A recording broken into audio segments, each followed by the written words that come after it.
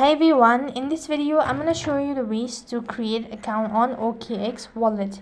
So to create an account on OKX wallet, you just have to follow the steps. First of all, you need to open up your OKX application, or you need to install it. And when you're done installing it, that's going to take you to the home page, and then you have to go and press on. So I'm going to use a web browser. You could use an application.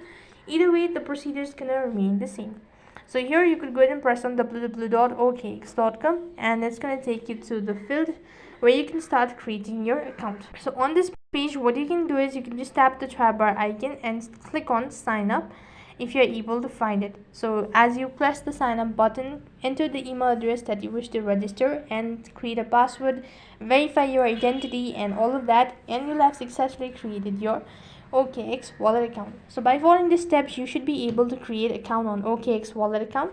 That's it for this video. I hope the video is helpful. Make sure to like, share and subscribe to our channel. Thank you for watching. See you in the next video.